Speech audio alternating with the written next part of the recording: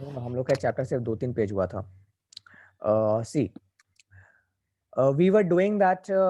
There was this village called Kritam in which Muni, an old man, lived with his wife. One day, Muni desired to have sauce or chutney. His wife told him to get the materials from the grocery. He went to the to the grocery, but the shopkeeper humiliated him because he did not have money. And then he went back to his wife, and his wife scolded him, and he left his house with with a couple of goats, his only possessions. और वहां से he was like going away to a nearby field to graze them. Go to page number 55 then. Turn to page number 55. So we'll start from this middle of page number 55. Page number 55 का second paragraph देखो.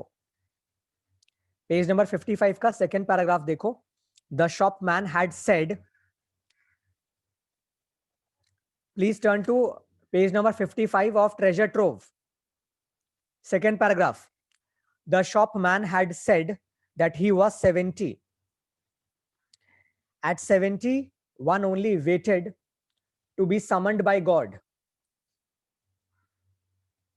So the man is thinking, मुनि को लग रहा है कि shopkeeper ने कहा कि मैं 70 का हूं, तो इसका मतलब है मैं 70 का ही होगा, मेरा उम्र 70 ही होगा. और at the age of 70, one only waits to be called by God. Then he's thinking in his mind as he is walking, वो अपने goats को लेके जा रहा है. As he is walking, he's thinking, when he was dead, what would his wife do? They had lived in each other's company since they were children. तो लोग बचपन से एक साथ रह रहे हैं.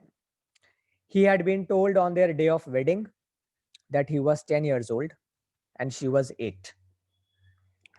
So when they had got married, they were still children and they are living with each other since that time. Progeny none. Progeny का मतलब लिखो child. इनका कोई progeny या child नहीं है. Perhaps a large progeny would have brought him the blessing of the gods. So he's thinking that if he had a large family of children, then probably he would be happier right now. He would be at more peace. He would have got blessings. ऐसा India में माना जाता है कई बार कि तुम्हारे घर पे अगर किसी का जन्म होता है, बेटा या बेटी का, तो वो लक लेके आता है. Many a time it is said that our daughter is considered to be Lakshmi. घर में लक्ष्मी आई है. So people often in India, people often associate a progeny with fortune. That is why the old man Muni believes that if he had children, then probably they would have invited the blessing or the fortune of God. Sir, कौन सा chapter करा रहे हैं? Page number 55, second para. Okay, We sir. are just continuing with this. A horse and two goats. A horse and two goats. सबके पास book है? I'm just sharing the screenshot here also then. यहाँ से अगर book नहीं है तो please follow करो, but please try to get ready with the book also. So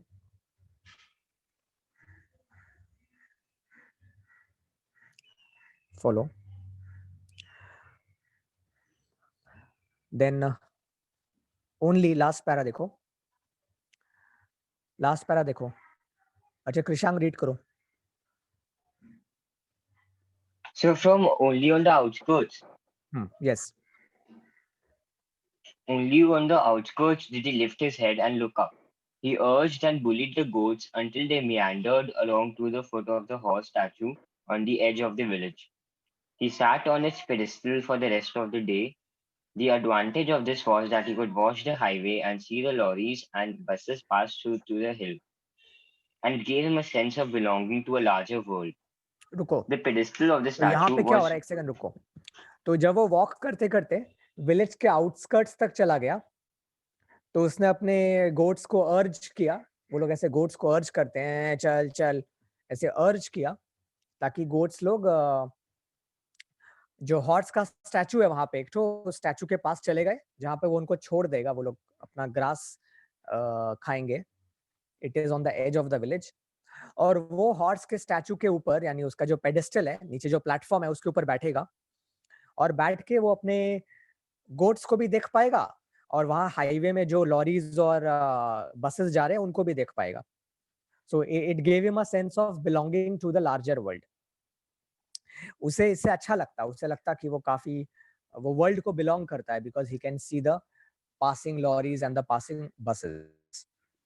So this is what he is used to doing. Just takes his, leaves them on the field beside the statue of the horse. He sits down on the pedestal of the statue. So pedestal का मतलब है the जो नीचे जो एक base platform होता है, छोटा सा स्टैचू जिस पे खड़ा होता है, वो पाटा की तरह उस पे बैठ जाएगा, and then he will watch the goats and he will also watch the cars and the buses, everything which is plying on the highway. Okay, continue. World के बाद से पढ़ो. The pedestal of the statue was broad enough for him to move around as the sun traveled up and एक westward. Second रुको, hold करो.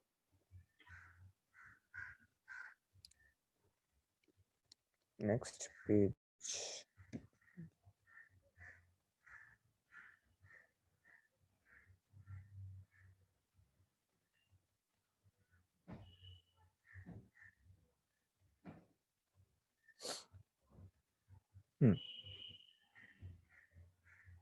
Yeah, read. And westward.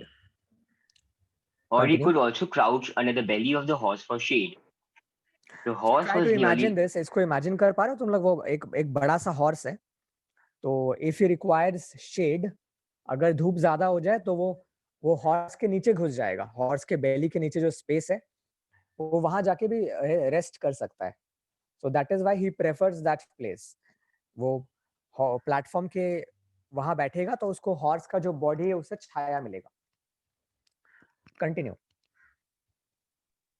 The horse was nearly life-size, molded out of clay, baked, थोड़ा burnt, धीरे and पढ़ो. हाँ, brightly colored. थोड़ा धीरे पढ़ो, मतलब इतना फास्ट रीड मत करो, कई लोग फॉलो नहीं कर पाएंगे. वापस से पढ़ो. Okay, sir. The horse was nearly life-size, molded out of clay, baked, burnt, and brightly colored, and reared its head proudly, prancing its forelegs in the air and flourishing its tail in a loop. Beside the horse stood a warrior with kite-like mustaches, bulging eyes, and aquiline nose. Aquiline The nose. horse रुको. itself was Nishank, tell me the meaning of, do you know the meaning of aquiline? Do you know the meaning of scythe? so, scythe. so, so kite. This kite, I'm not sure. I think so. Aquiline, I think something like pointed, and scythe like is an basically, eagle. Scythe एक वो होता है Like, जिससे gardener वो grass या leaves काटता है ना, सीजर की तरह होता है, समझे? उसको स्काइथ बोलते हैं. वो एक होता है ना, उसके हाथ में एक चाकू जैसा गोल कर्व्ड सा, जिससे वो घास वास काटता है, उसको हाँ, स्काइथ बोलते हैं. yes. ठीक है, वो कर्व्ड नाइफ को स्काइथ बोलते हैं Hmm. एक्चुअली. और एक्वालाइन का मतलब लिखो eagle like. The word aquiline means eagle like. Aquiline word nose के लिए यूज होता है, और एक्वालाइन नोज का मतलब है a nose like an eagle. Like you said, it means pointed and sharp nose. But aquiline word हम लोग सिर्फ नोज के लिए यूज करते हैं. You can not say I have got an aquiline pencil. तो एक्वालाइन वर्ड नोज के लिए ही यूज होता है. तो underline the words aquiline nose and write down a sharp and pointed nose like that of an eagle. A sharp and pointed nose like that of an eagle. A sharp and pointed nose like that of an eagle. तो इस passage का मतलब है कि वो horse बहुत ही बड़ा था, लाइफ साइज का, एक रियल लाइफ हॉर्स जितना बड़ा था. It was made of clay and baked bricks. It was brightly colored, and it reared its head proudly, prancing its forelegs in the air. यानी वो जो घोड़ा था, घोड़ा का स्टैचू, उसके दो पैर हवा में थे. उसके सामने के दो पैर हवा में थे, मतलब जैसे वो एक बहुत ही प्राउडली हवा में खड़ा था घोड़ा, दोनों पैर उठा के. फोरलेग का मतलब है सामने वाले दो पैर. एंड उस घोड़े के बगल में एक वॉरियर भी था, यानी एक सोल्जर का स्टैचू भी था जिसके बड़े बड़े मूछ थे, मुस्ताशो मीन्स मूछ, जो कि कर्व्ड थे जैसे कि राजस्थानी लोगों के होते हैं। एक स्काइथ की तरह कर्व्ड थे with bulging eyes and very sharp nose. Okay, so these are the two statues जिसके नीचे ये मुनि आके बैठ गया है। सबका क्लियर है ये part? Anshul, Mehul, Shivansh, Mrinal?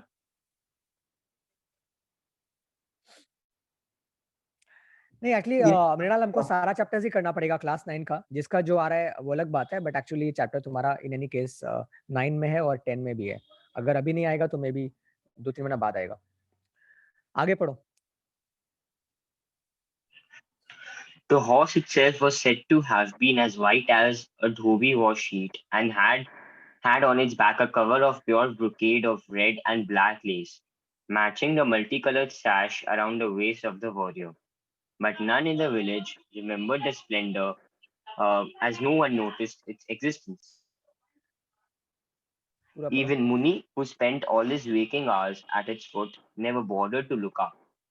It was untouched even by the young vandals of the village who gashed tree trunks with knives and tried to topple off milestones and inscribe lewd designs on all walls. This statue had been closer to the population of the village at one time when the spot bordered the village. रुको। मृणाल ये तुम्हारा ICSE में actually, so it doesn't matter. तुम्हारा first term में आ गया तो मैंने तो अभी तक पढ़ाया नहीं है, इसलिए मुझे डिटेल्स में पढ़ाना है। प्लीज रिमेंबर कि जो तुम लोग का फर्स्ट टर्म या हाफ ईयरली में आया है वो तुम लोग का एनुअल में भी आएगा। यूजुअली एनुअल में फुल सिलेबस आता है, फुल ईयर का सिलेबस, एंड क्लास 10 में you will have the entire book. Okay, look at the important words here. एक तो यहाँ पे लिखा हुआ है कि हॉर्स के ऊपर कपड़ा था, जैसे एक चादर होता है किसी जानवर के ऊपर, सो हॉर्स के स्टैचू के ऊपर प्योर ब्रोकेड एक मटेरियल है, प्योर ब्रोकेड का रेड एंड ब्लैक लेस का कपड़ा था। और वॉरियर के वेस्ट पे, यानी जो सोल्जर का स्टैचू है उसके चारों तरफ वेस्ट पे एक सैश था। सैश मतलब एक तरह का कपड़ा, एक तरह का शॉल टाइप, मानते शॉल नहीं, एक तरह का लुंगी टाइप, सैश माने गोल सा कपड़ा। लेकिन विलेज में शायद कोई भी नोटिस नहीं करता था इस शानदार कपड़े को जो वो लोग पहन रखे थे। Even Muni, who used to spend his entire waking hours at the foot, he never bothered to look up at those clothes. It was untouched even by the young vandals of the village. What is the meaning of the word vandal? So I'll say, Say. I'm not sure, but I think vandals are those people who keep on type of destroying things and type हाँ. of in जो लोग destroy और करते हैं, दो तरह के लोग होते हैं, तो गुंडे लोग टाइप के और एक बदमाश लोग, जैसे बदमाश बच्चे। Generally vandals are basically young people, तुम लोग के एज के। तुम लोग तो एडुकेटेड हो। मान लो अगर तुम लोग अनएडुकेटेड होते, ऐसे ग्रुप बना के घूमते, तो तुम लोग क्या करते हैं? मस्ती के लिए करते हैं वो लोग। पत्थर लेके चलो बल्ब को फोड़ देते हैं, या फिर कोई मतलब तोड़ा फोड़ी करने में मजा आता है। सो जो विलेज के जो वैंडल्स है, जो बदमाश लोग हैं या बच्चे हैं, जो लोग तोड़ा फोड़ी में विश्वास करते हैं, वो लोग भी इस कपड़े को छुए नहीं थे। मतलब वरना नॉर्मली क्या होता है, कपड़े को लोग उठा के ले जाते हैं, चोरी कर लेते हैं। So they also ignored the sash of the soldier and the brocade का जो कपड़ा था on the top of the horse. These vandals used to gashed tree trunks with knives. तो ये लोग विलेज में क्या करते थे? नाइफ लेके ट्री के ट्रंक के ऊपर गैश मतलब स्लैश करना, नाइफ से चाकू मारना, कट करना। They also tried to, number 2, topple off milestones. Topple of milestones का मतलब क्या हुआ? जैसे कोई बड़ा स्टोन, माइलस्टोन मतलब जैसे कोई बहुत बड़ा पत्थर रखा हुआ है, एक बहुत बड़ा पत्थर रखा हुआ है, तो लोग पत्थर को सरका देते। जैसे कोई पत्थर रखा हुआ है एक ऊंचे जगह पे, तो पत्थर को लोग लात मार के या धक्का देके सरका देते और वो लुढ़क लुढ़क के जाता, तो इसमें मजा आता वो लोग को। तो topple of milestones. Number 3, they also inscribed lewd designs on all walls. तो दीवारों पे वो लोग, ल्यूड मतलब होता है इनडिसेंट, सो इनडिसेंट डिजाइन्स बनाते और गंदा करते, मतलब वॉल्स को। ये स्कूल्स वगैरह में भी होता है। स्कूल्स वगैरह में तुम लोग स्टूडेंट्स लोग स्कूल के वो बाथरूम पे उल्टा फुल्टा लिख देते हो, है ना, आई लव मारिया, ऐसा ऐसा बहुत कुछ बना हुआ रहता है। So these are like lewd designs which people like to make on walls, specially at public places, जहाँ पे सब लोग देख सके। सो वैंडल्स का ये काम था। तो अगर छोटा स्मॉल क्वेश्चन आता है that what did the vandals of the village of this village, इस विलेज का नाम है क्रीतम। ये हम लोग पेज नंबर 1 में पढ़े थे, पेज 52 में।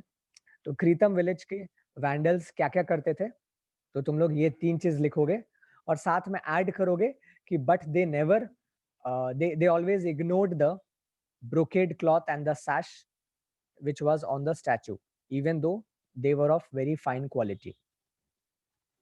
This statue had been closer to the population of the village at one time when this spot bordered the village. तो एक टाइम में ये स्टैचू के आसपास आबादी ज्यादा था, लेकिन अब आबादी यहाँ पे कम हो गया है, इस स्टैचू के आसपास लोग नहीं रहते।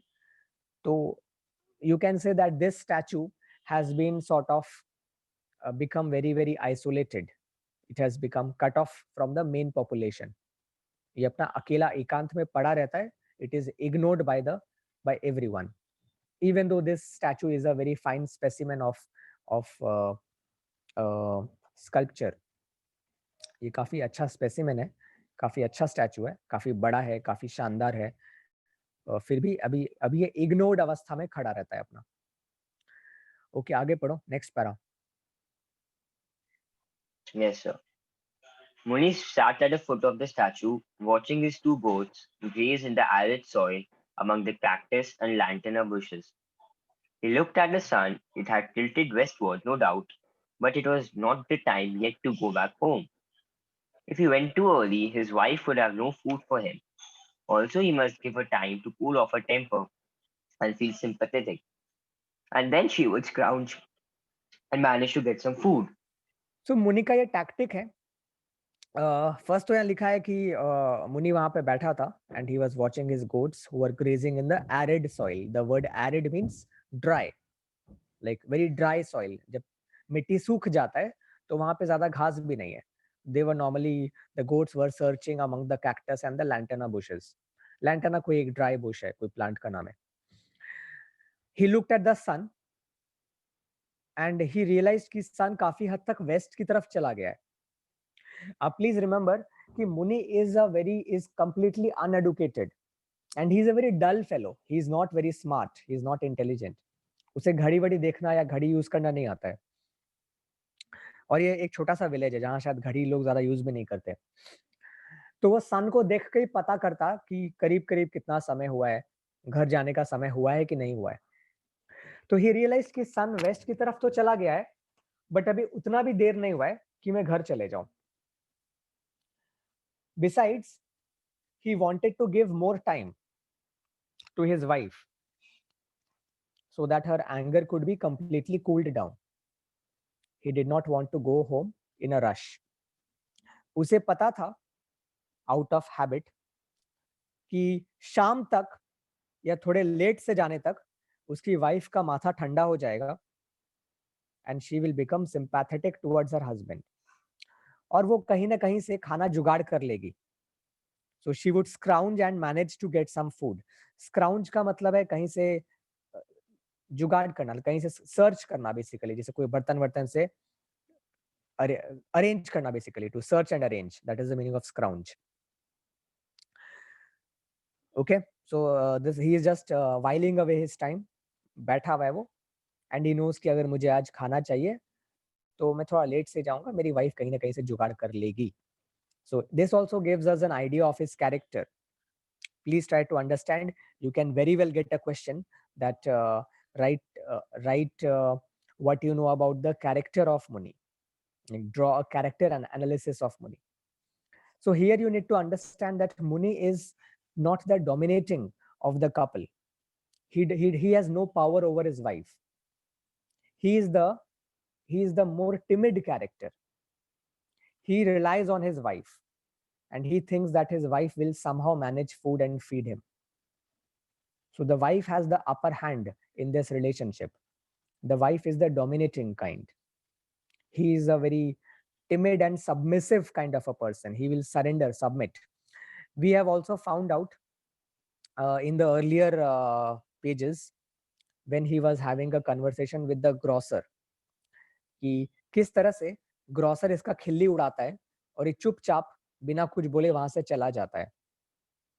So he does not have the smartness to answer back. He does not have the smartness to answer back. He does not have that confidence to answer back. He's a very submissive goat-like or cow-like character. कि इसे जो कुछ बोलेगा वो चुपचाप सुन के चला जाएगा. He does not have that power, that audacity, that confidence to answer back. He does not have that wit. So he's a very dull and simple kind of a person. Okay. Mehul आगे पढ़ो. He noticed से.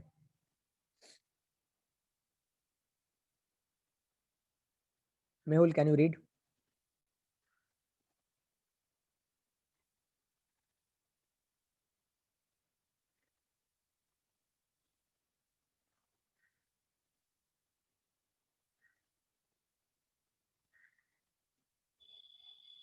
Okay. Shivansh, can you read?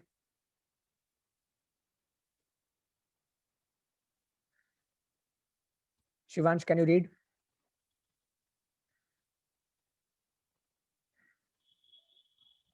Anshul?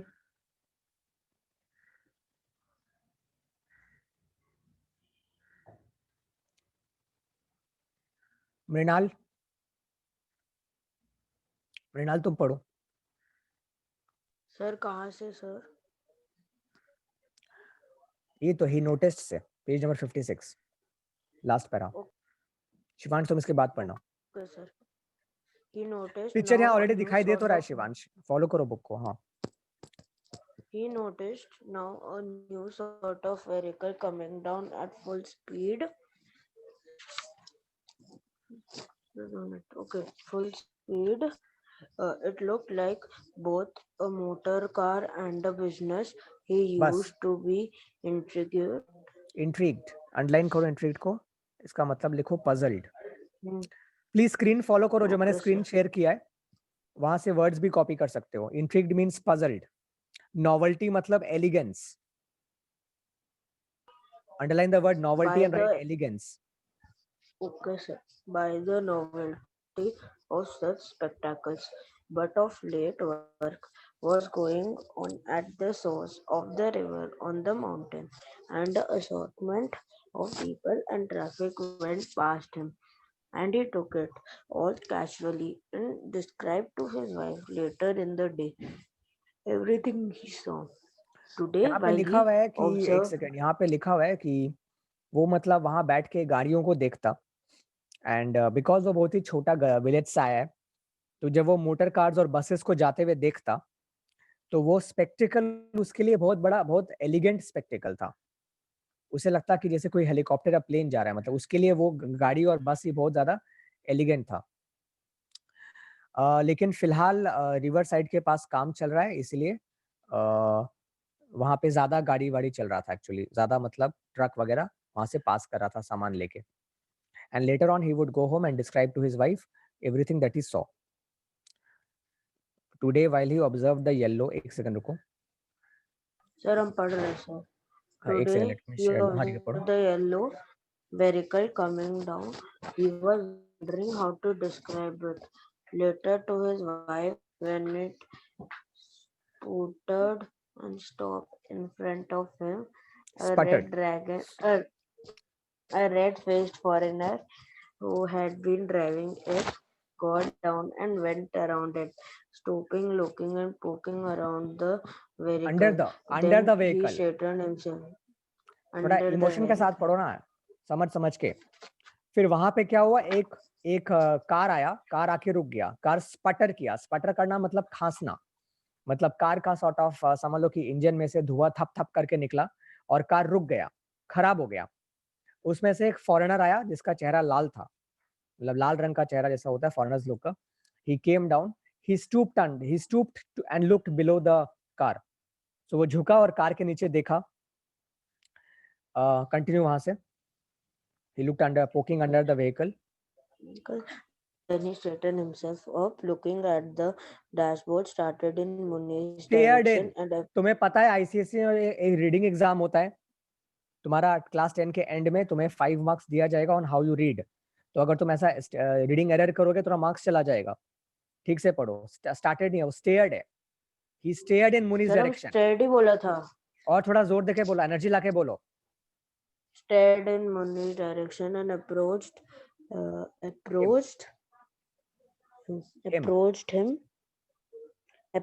him.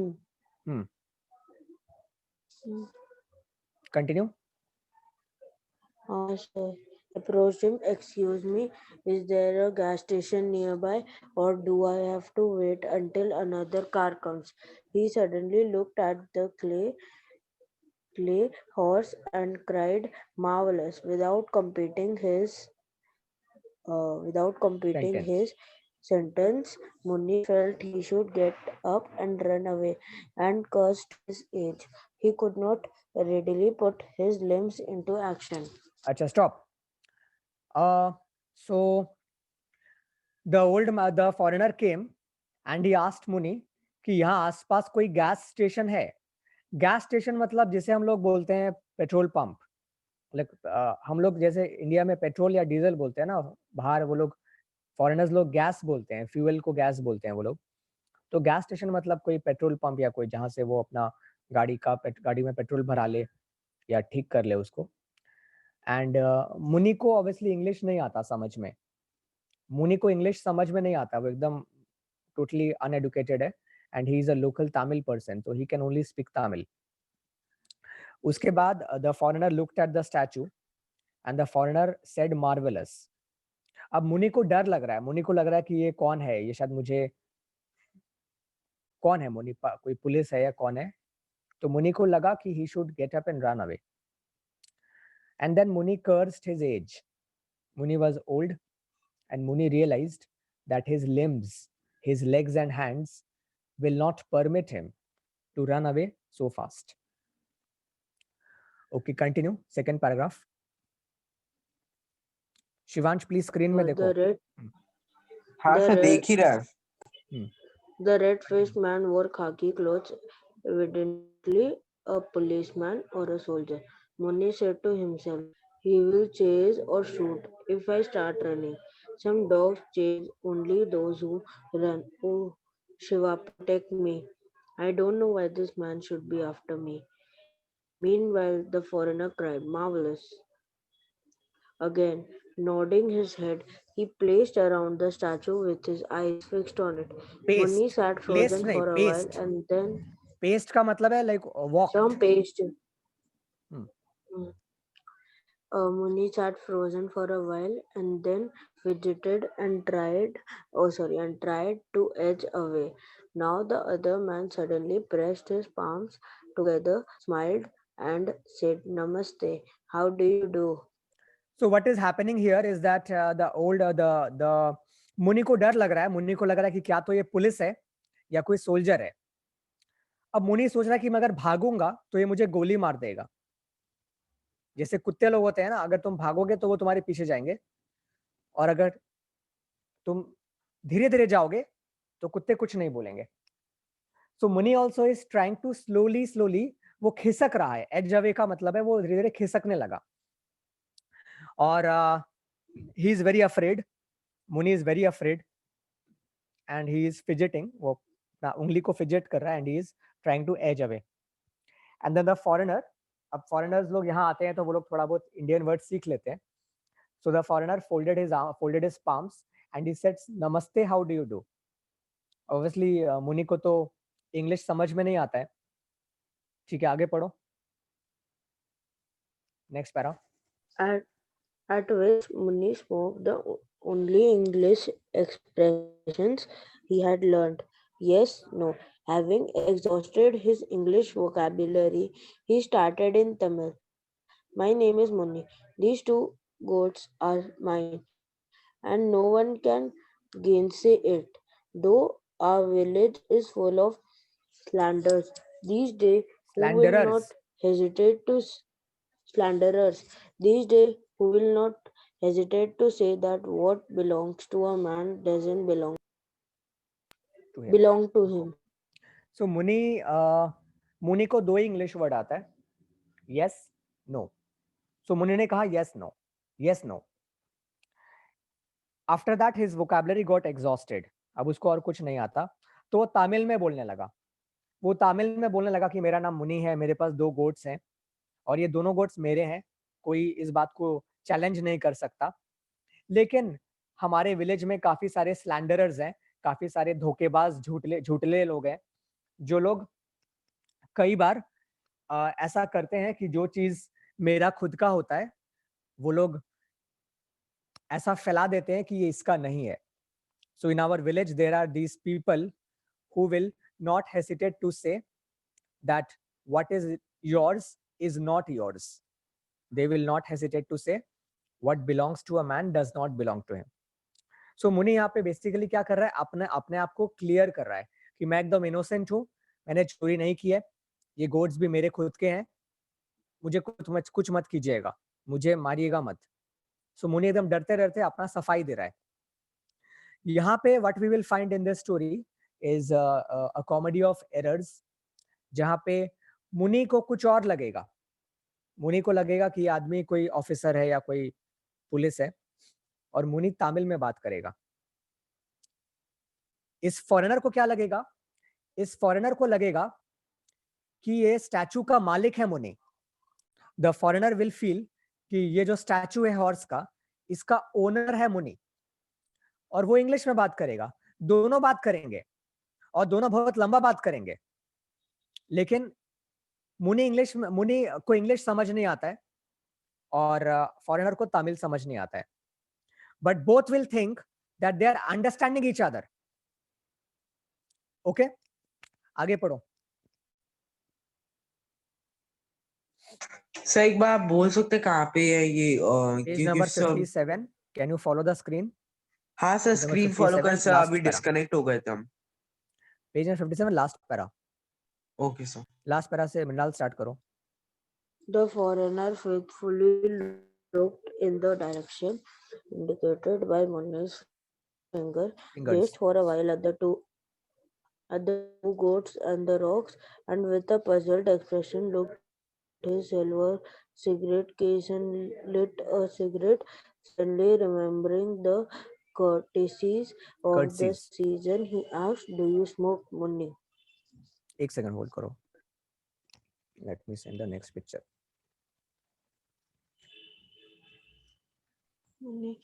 Muni एक second, हाँ एक answered, second "Yes, रुको, no." एक second रुक जाओ. सर मेरे पास बुक है. एक सेकंड शेयर नहीं करेंगे तो बाकी लोग देख नहीं पाएंगे.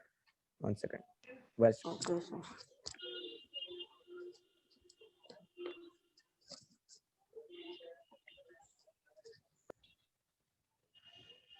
So Muni answered yes, no. Muni answered, whereupon the red-faced man took a cigarette and gave it to Muni, who received it with surprise, having had no offer of a smoke from anyone for years now. तो यहाँ पे क्या हो रहा है that बात करते करते फॉरेनर ने एक सिगरेट निकाला और उसने मुनि को भी ऑफर किया कि डू यू स्मोक. उसने मुनि को पूछा डू यू स्मोक. मुनि ने कहा यस नो, क्योंकि मुनि को उतना ही बोलना आता है और वो यस नो एक बार एक साथ बोलता है. तो सामने वाला आदमी को लगा कि शायद ये भी स्मोक करेगा, तो उसने अपना सिगरेट निकाल के मुनि को ऑफर किया. मुनि was very surprised because nobody had offered smoke to him in all these years, or at least for the last so many years. So Muni was surprised that he is being given that respect. He is being lent a cigarette. Continue. Sir हम ही read करें. हाँ ये para तुम read करो. He had always wanted to smoke a cigarette. Only once did the shopman give him one on credit, and he remembered how good it had tasted. The other flicked the letter open and offered a light to Muni. Muni felt so confused about how act that he blew on it and put it out. The रुक जाओ, other puzzled but यहाँ पे एक funny incident हुआ है. सो मुनि को आज तक कभी, मुनि सिर्फ एक ही बार जिंदगी में सिगरेट पिया था, वो भी उसको शॉपकीपर ने क्रेडिट में यानी उधार में दिया था. And he remembered that it had tested very good. अब वो ऑब्वियसली सिगरेट को लिया, अपने लिप्स में लगाया. द फॉरेनर लाइटर निकाल के लाइटर को जलाया और लाइटर ऑफर किया, जैसे लोग दिखाते हैं ना मूवीज में. वो लाइटर जला के मुनि के होठ के पास ले गया. अब मुनि को कभी लाइटर देखा नहीं था, तो उसको पता नहीं क्या करना था. तो जैसे हम लोग कैंडल में ब्लो करते हैं, तो उसने फूंक मारा और लाइटर बुझा दिया. मुनि को समझ में नहीं आया कि मुझे वो क्यों दे रहा है, मतलब आग क्यों मेरे तरफ बढ़ा रहा है. तो मुनि ने फूंक मार के बुझा दिया लाइटर को. So he blew on it and put it out. Continue. the other puzzled but undaunted flourished his lighter, presented it again, and it lit Muni's cigarette. Muni drew a deep puff and started coughing. It was racking, no doubt, but extremely pleasant. When his cough subsided, he wiped Subsided. his eyes and took stock of the situation, understanding that the other man was not an inquisitor of any kind, yet in order to make sure he Remained. remained wary. Wary means Remained alert. wary. Alert. No need to run away from a man who gave him such those strong Such a American potent smoke. Previous line पढ़ो. cigarettes. Such a potent smoke. You have missed Sir, one line. pardon. Was such a potent smoke. Potent His head मतलब लिखो was reeling powerful. from the Please potent को underline करो book powerful में और लिखो smoke. powerful. हाँ. Okay, sir. His head was reeling from effect of one of those strong American cigarettes made with roasted tobacco. The man said, "I come from New York," took out a wallet from his hip pocket and presented his card. रुक जाओ. तो what is happening here? मुनि ने उसके lighter पे फूंक मारा. The man was puzzled, लेकिन फॉरेनर रिमेन्ड अनडॉन्टेड, यानी ही रिमेन्ड अनअफेक्टेड. उसने फिर से लाइटर जलाया और लाइटर को आगे बढ़ा के मुनि के सिगरेट को जला दिया. मुनि ड्रू अ ह्यूज पफ और मुनि खांसा, बिकॉज उसने काफी सालों तक सिगरेट नहीं पिया था. The cigarette was ranking. Ranking का मतलब है it was cutting in his throat. जैसे हम लोग जब धुआं खींचते हैं तो वो गले में खराश क्रिएट करता है. So even though it was racking, but it was pleasant. So Muni was enjoying it. When his cough subsided, he wiped his eyes and took stock of the situation. So जब उसका कफ कम हो गया, तो वो अपना आंखों से अपना आंसू पोंछा और he took a measure of the situation. उसने फिर से सिचुएशन को असेस किया. अब मुनि रियलाइज किया कि this man is a friendly man. He is offering me cigarette, तो he can not be a police और he cannot be a police or a investigator. He is not an inquisitor. वो मुझसे पूछताछ करने नहीं आया है, मुझे अरेस्ट करने नहीं आया है, तो शायद इसे डरने का जरूरत नहीं है. बट फिर भी मैं वैरी रहूंगा, फिर भी मैं अलर्ट रहूंगा. This cigarette is an American cigarette made of a very strong kind of tobacco, roasted tobacco. And then the man said in a very casual manner that I come from New York. Obviously वो English में बोला, तो मुनि को कुछ समझ नहीं आया. तो man said I come from New York. वो अपने हिप पॉकेट से यानी बैक पॉकेट से एक वॉलेट निकाला and he gave his card. आगे शिवांश पढ़ो. Next page number 58 second third para. Yes, sir. Muni shrank away from the card. Perhaps he was trying to present a warrant and arrest him. Beware of Khaki. One part of his mind warned. Take all the cigarettes or whatever is offered, but don't get caught. Beware of Khaki. He wished he weren't 70, as the shopman had said. At 71, didn't run. At 71 नहीं, at 70 one didn't run. हाँ sir, वही. At 70, one didn't run, but surrendered to whatever came. He could only ward off trouble by talk. Ward So he off went. का मतलब लिखो. Ward off मतलब है to keep away, माने keep away, दूर रखना. मुनि realizes यहाँ पे that this man who is wearing khaki colored clothes, ये सिगरेट देगा तो सिगरेट ले लो, but I have to be alert. Muni is also feeling a bit sad that I am 70, क्योंकि शॉपकीपर ने कहा है कि मैं 70 हूँ, तो मैं 70 का ही हूँ, और 70 के एज में लोग भागते नहीं है, लोग सरेंडर कर देते हैं. Muni is obviously very afraid. He has already earlier in the story he has already asked Lord Shiva to help him, और अभी भी वो काफी डरा हुआ सा है. एंड ही रियलाइजेस कि एक ही उपाय है इससे बचने का, वो है कि बात करते रहो, कि let us keep talking.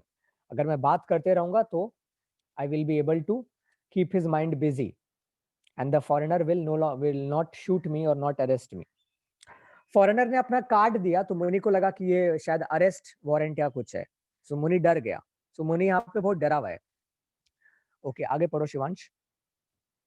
So he went on. Yes, sir. So he went on, all in the chaste Tamil for which Kritam was famous. He said before God, Sir, Bhagwan who sees everything, I tell you, sir, that we know nothing of the case. If the murder was committed, whoever did it will not escape. Bhagwan is all seeing. Don't ask me about it. I know nothing. A body had been found mutilated and thrown under a tamarind tree at the border. रुको रुको. तो यहाँ पे मुनि वो अपना सफाई दे रहा है और बोल रहा है कि भगवान सब जानते, मैंने कुछ नहीं किया है. अब यहाँ पे एक रिसेंटली एक लाश पाया गया था. रिसेंटली क्रीतम विलेज के बॉर्डर में एक बॉडी पाया गया था which was mutilated. Okay, mutilated का मतलब होता है like a body which has been chopped into pieces और which has been very severely destroyed. So a body had been found mutilated and thrown under a tamarind tree. Tamarind का मतलब कोई बता सकता है? What is tamarind?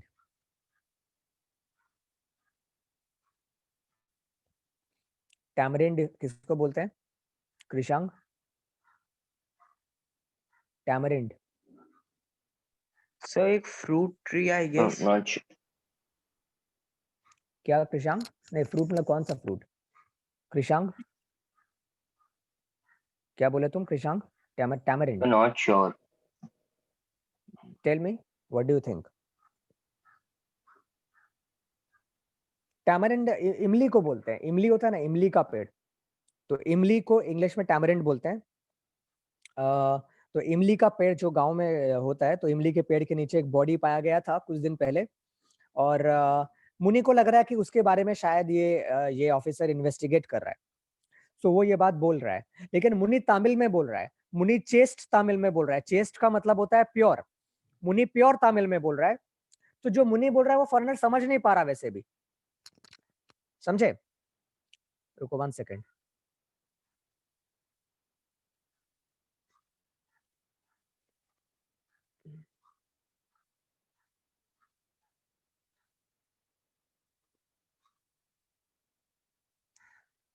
तो आगे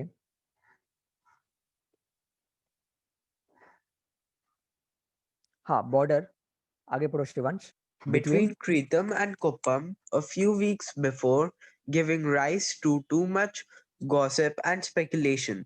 Muni added an explanation. Anything is possible there. People over there will stop at nothing. The foreigner nodded his head and listened courteously, though he understood nothing. I am sure you know when this horse was made, said the red man and smiled ingratiatingly. ingratiatingly. Ingratient, हाँ जो भी सब. Muni reacted to the relaxed atmosphere by smiling himself and pleaded, "Please go away, sir. I know nothing. I promise we will hold him for you if we see any bad character around, and we will bury him up to his neck in a coconut pit if he tries to escape. But our village has always had a clean record. Must definitely be the other village." अच्छा, stop. तो ये जो लाश पाया गया था, ये लाश क्रीतम विलेज यानी इसका विलेज और एक बगल में एक और विलेज है कुप्पम। क्रीतम और कुप्पम ये 2 विलेजेस के बॉर्डर में पाया गया था।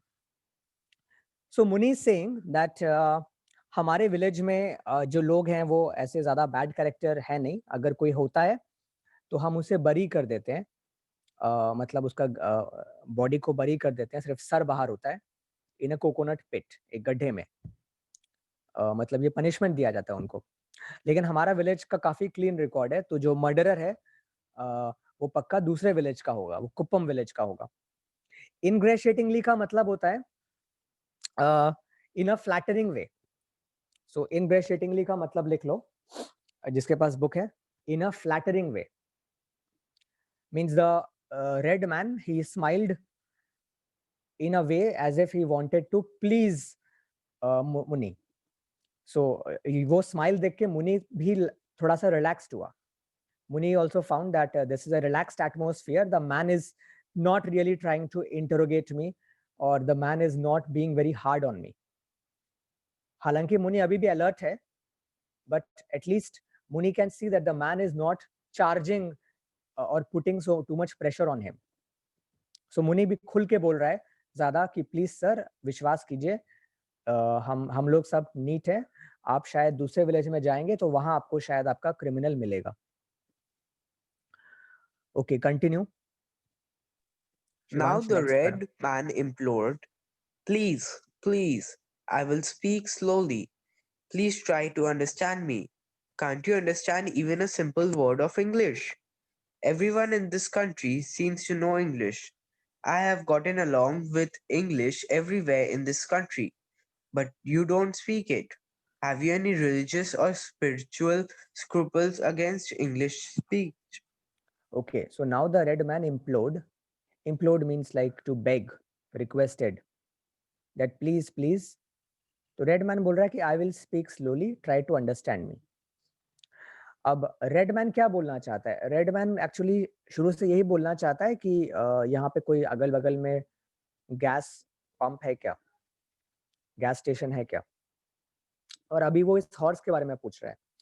सो इंग्लिश मैन बोल रहा है कि मेरे को समझने की कोशिश करो, मैं धीरे धीरे बोलूंगा। और वो ये भी बोल रहा है कि इस कंट्री में तो सब लोग सिंपल इंग्लिश समझते हैं, तो why don't you speak English? तुम्हारा क्या कोई रिलीजियस या स्पिरिचुअल स्क्रूपल्स है अगेंस्ट इंग्लिश? यानी तुम्हारा क्या धर्म तुम्हें ये कहता है कि इंग्लिश नहीं बोलना चाहिए?